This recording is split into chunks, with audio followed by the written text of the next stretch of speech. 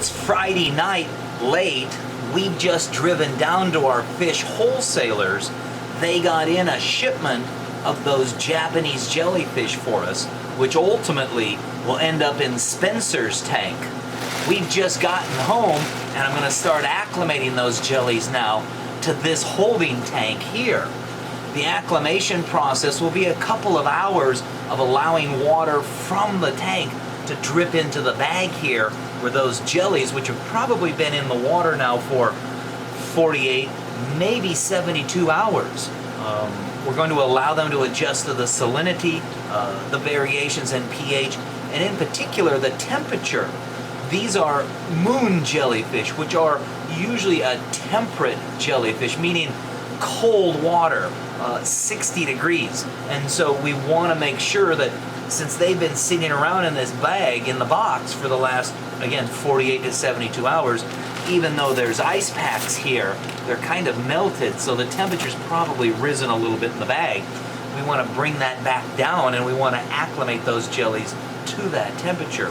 So come on with us as we show you how to acclimate jellyfish, imported jellyfish, to the new system.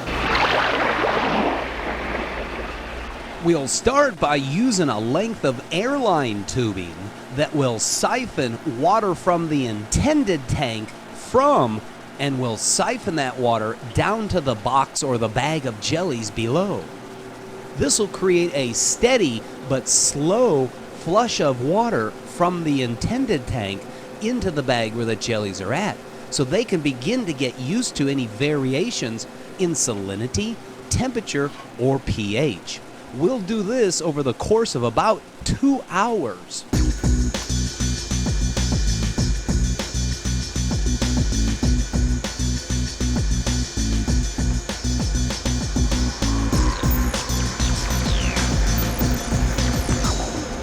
We've been acclimating for almost 2 hours now.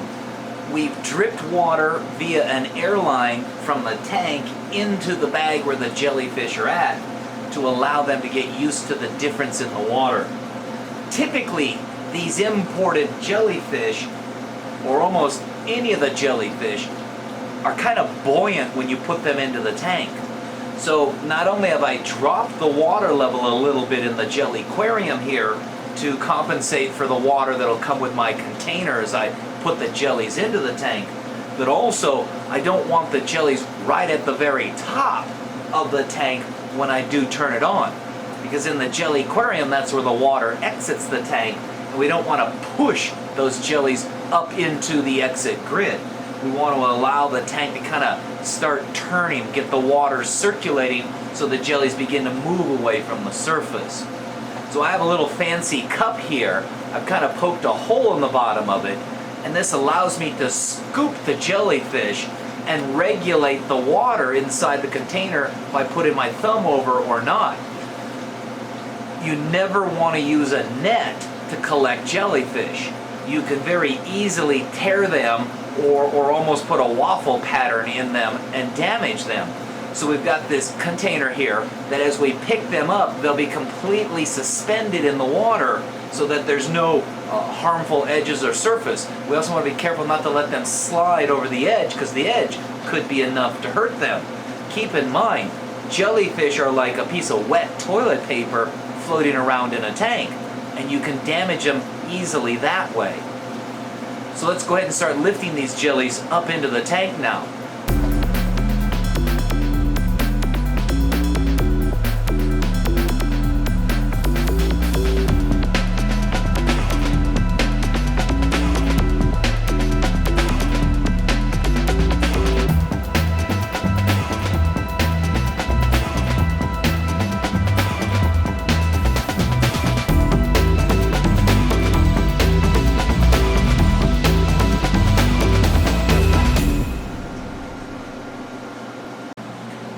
So we've got all the jellies into the tank.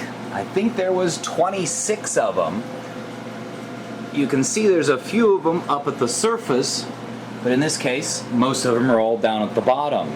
So we're just about ready to turn the system on. I think I want to take just a little bit of water out of this tank so that when it kicks over and starts running, it not immediately wants to go up and exit the tank, but start the actual circulation in there, so I don't end up putting any waffle marks on jellyfish. So we've drained a little bit of water out of the tank. We've put the egg crate or exit grid in position. I'm now going to plug in the pump and slowly open up the valve. So the basic idea behind a jellyfish tank or a plankton rotation system is to create a means where the water's introduced into the tank as well as exits the tank in a manner that does not beat up or suck up the jellyfish. It also needs to create a current that essentially keeps everything suspended as opposed to sitting on the bottom. So you can see it's beginning to fill up now. I'm beginning to see the rotation occur. The jellies on the bottom are beginning to be swept up.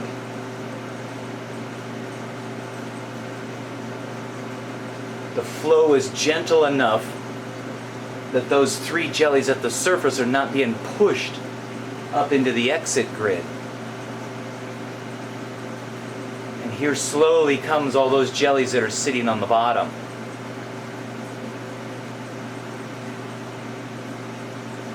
Flow is the key to a jellyfish tank.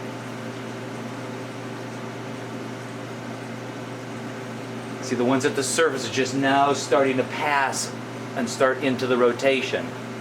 All those other jellies at the bottom are now slowly moving up to the top.